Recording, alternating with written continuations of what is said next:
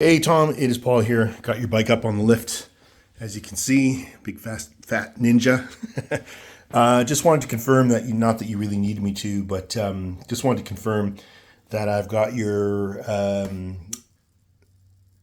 found the leak.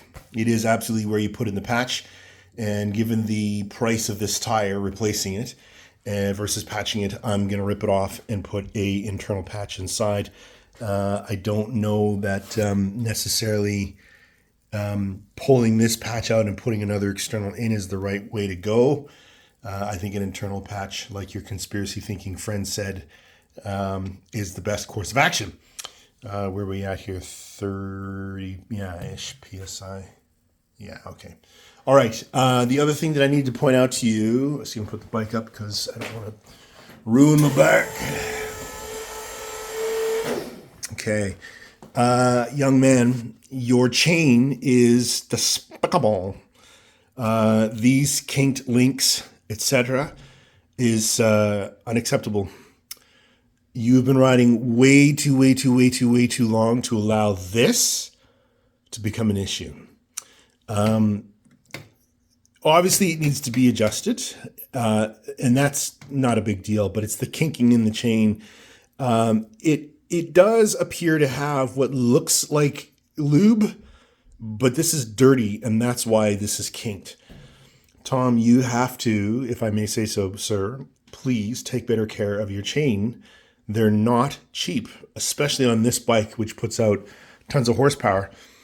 You can buy a cheap chain and you won't get very far on it, just because of the power that this bike puts out.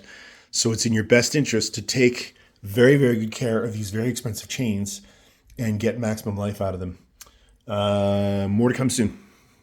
Okay, Tom, step 2, fixing this tire. Just a quick FYI, I may have to pause the video in the next couple minutes. The lovely Claire May is supposed to be stopping in to grab her scooter. That's it right there. So when she arrives, I'm just going to pause it, give her a bike, and then get back to this. But anyway, pulled your tire off. There is the hole on the other side. Remember, we marked this, and there's bubbles and all that shit coming out of there. So I pulled the beef jerky that you put in there out. There's the hole right there. And look what I found inside.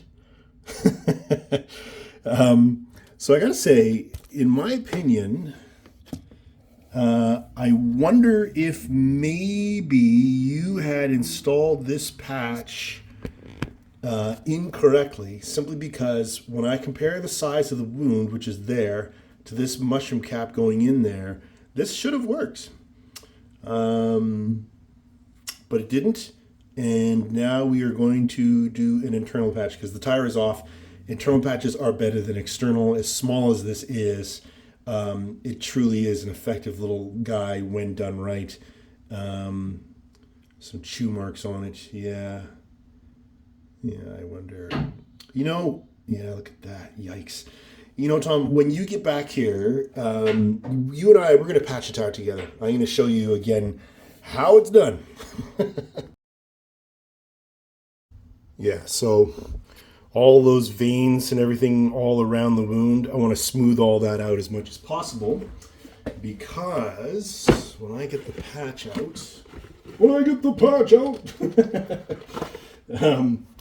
which looks like this, you can see that its surface around needs to umbrella nicely all the way around there. So I got to smooth all this off.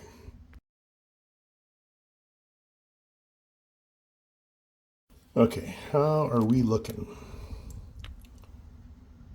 Okay, yeah, most of it's removed. It's still a little bit evident, but that's good. I'm happy.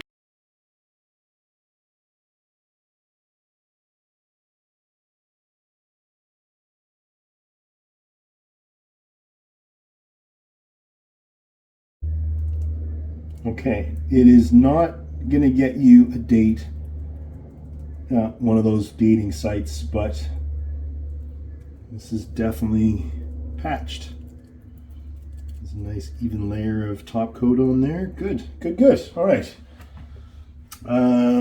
Yeah, time for a new ball. Okay. It looks like purple puke. All right, man. That's got to set and dry before I can put the tire back on, which means your bike is going to be occupying my lift for the time being, which is okay because I'm ducking out to go see Jackie. Yeah, I will follow up. Give me 1 sec here. I just wanted to show you how the purple puke has turned black. That means that it is cured, or cured enough that we can now safely put it, put the tire back on the wheel. So tire goes back on the wheel goes back on the bike, hemostat comes off, we trim the little mouse tail off of there, and you will be rolling right in no time. All right, next video in a second.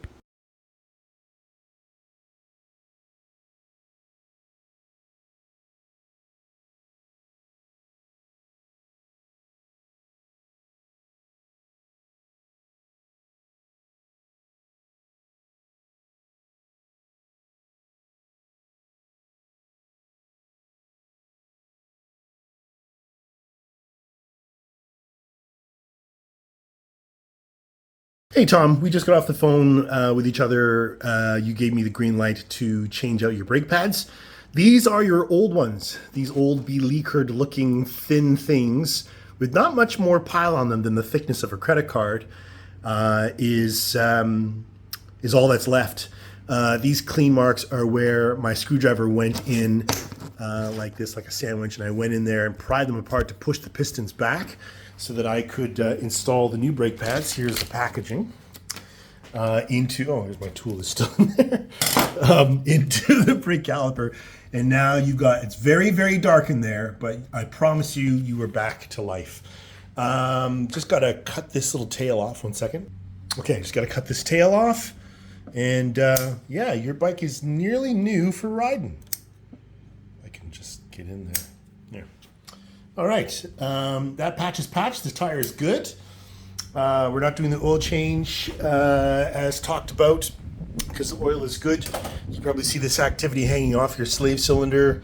I am getting a lot of resistance. Listen to this. Listen. Not good.